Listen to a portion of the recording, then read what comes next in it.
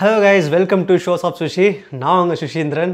So இப்போ நம்ம எந்த படத்தோட ரிவ்யூ பார்க்க போகிறோம்னு பார்த்தீங்கன்னா, நம்ம இந்திய சினிமாலே வந்து வேறு மாதிரியான ஒரு பயங்கர ஒரு பிளட் ஷெட்டான ரொம்ப ஒரு கோரியஸ்டான ஒரு மூவினே சொல்லலாம். பட்டய கலப்புன ஒரு படம். அந்தளவுக்கு ஒரு ரத்தம் தெறிக்க தெறிக்க வேறு மாதிரி ஒரு ஆக்ஷன் மூவியாக வந்த ஒரு படம் தான் வந்து கில். ஸோ இந்த படம் வந்து ஹிந்தியில் மட்டும் தான் அவைலபிளாக இருக்குது. இந்த படம் வந்து டிஸ்னி ஹாட்ஸ்டாரில் இப்போ அஃபிஷியலாக விட்டாச்சு. ஸோ படம் வந்து தியேட்ரிக்கல் மிஸ் நான் பண்ணிட்டேன். தியேட்டரில் பார்க்கணும்னு நினச்சேன், பட் வந்து ஏதோ ஒரு சூழ்நிலையால் போக முடியாமல் போயிடுச்சு. பட் வந்து ஹாட்ஸ்டாரில் பார்த்ததுக்கு அப்புறமா வந்து மிஸ் பண்ணாமல் நான் உட்காந்து ஃபுல் ஃப்ளெஜாக பார்த்து முடிச்சாச்சு. படம் எந்த மாதிரி வந்திருக்குன்னு சொல்லிட்டு ஹை எக்ஸ்பெக்டேஷனோடு உட்காந்து பார்த்தேன். அது எல்லாமே வந்து ஃபுல்ஃபில் பண்ணுச்சா என்னன்னு சொல்லிட்டு நம்ம இந்த வீடியோவில் பார்த்துருவோம்.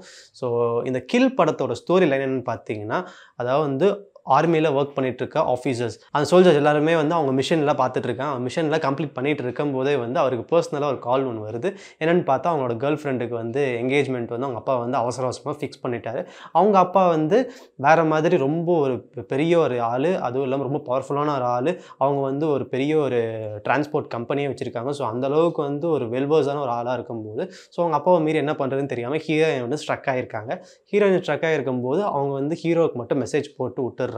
ப்ளீஸ் நீ மெசேஜ் பார்த்தோன்னே உடனே வந்து கிளம்பு அப்படின்ட்டு. ஓகே, பிரச்சனை ஆகிடுச்சு போல் அப்படின்னு சொல்லிட்டு ஹீரோ வந்து கிளம்பி போகிறாரு அவங்களோட ஊருக்கு. ஸோ போனதுக்கு அப்புறமா வந்து கூட ஒரு ஃப்ரெண்டையும் கூப்பிட்டு போகிறாரு. அங்கே போனதுக்கப்புறம் வந்து சரி வா நம்ம அதான் வந்துட்டேன்ல நம்ம கிளம்பலாம் அப்படின்னு சொல்லிட்டு, எப்படி கிளம்ப முடியும், எங்கள் அப்பாலாம் யாருன்னு தெரியும்ல, உன்னால் இந்த கேட்டை கூட தாண்ட முடியாதுன்னு சொல்லிட்டு ஹீரோயின் சொல்ல நம்ம ஹீரோ அப்செட் ஆக, சரி ஓகே இப்போ என்கேஜ்மெண்ட் தானே எனக்கு ஆச்சு, வேறு ஒருத்தவங்க கூட என்கேஜ்மெண்ட் ஆகிறதுல ஒரு மேட்ரு கிடையாது, நான் வாழ்ந்தால் உங்க கூட தான் வாழ்வேன் அப்படின்னு சொல்லிட்டு நம்ம ஹீரோயின் வந்து ஸ்ட்ராங்காக வந்து அவங்களோட சிஸ்டர்கிட்ட சொல்கிறாங்க.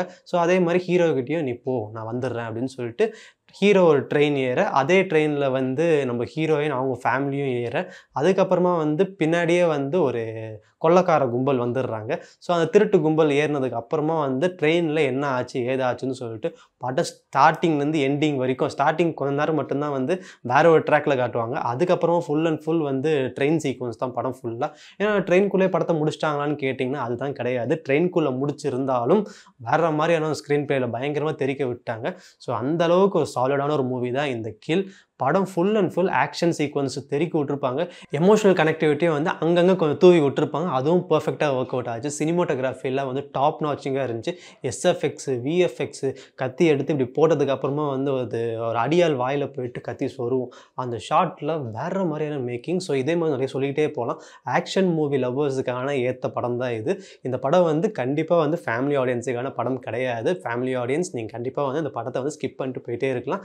குழந்தைங்க கண்டிப்பாக வந்து படத்தை பார்க்கவே கூடாது. அதுவும் இல்லாமல் இந்த படம் வந்து A certified. ஸோ 18+ மேலே இருக்கும் தான் பார்க்கணும். ஆக்ஷன் மூவி லவ்வர்ஸாக இருந்தீங்கன்னா கண்டிப்பாக இந்த படம் வந்து மிஸ் பண்ணாமல் பாருங்கள். படத்தோட டியூரேஷனே வந்து 1 hour 50 minutes 55 minutes சம்திங் தான் இருந்துச்சு. ரொம்ப ஷார்ட் டியூரேஷன் தான். எதுவுமே வந்து இதை ட்ரிம் பண்ணியிருக்கலாமே, அதை தூக்கி இருக்கலாமே, இதை தூக்கி இருக்கலாமே அந்த பேச்சே கிடையாது. அந்தளவுக்கு வந்து ஒரு ஸ்ட்ராங்கான ஒரு மூவியாக இது கொடுத்துருக்காங்க. ஆக்ஷன் சீக்வன்ஸ் வந்து இன்னும் என் மண்டக்குள்ள ஓடியே பேக்ரவுண்ட் பிஜிஎம்மும் சரி, ஹீரோயினோட பர்ஃபார்மன்ஸும் சரி, ஹீரோட பர்ஃபார்மன்ஸ், அதையும் தாண்டி வில்லன் கூட இருக்கிற அடியாட்கள், அதுக்கப்புறம் அந்த வில்லனோட அப்பா, இவங்க எல்லாரோட பர்ஃபார்மன்ஸும் வந்து வேற மாதிரி. ஸோ இந்த படம் வந்து ஹிந்தியில் மட்டும்தான் அவைலபிளாக இருக்குது. என்னடா தமிழில் இல்லையா அப்படின்னு நினைக்காதீங்க. படம் ஹிந்தியில் அவைலபிளாக இருந்தாலும் இங்கிலீஷ் சப்டைட்டில்ஸோடு இருக்குது. ஸோ இங்கிலீஷ் சப்டைட்டில்ஸ் யூஸ் பண்ணி நீங்கள் வந்து ஹிந்தியில் இருக்கிற மூவி பார்த்துடலாம். கண்டிப்பாக உங்களுக்கு புரியும்.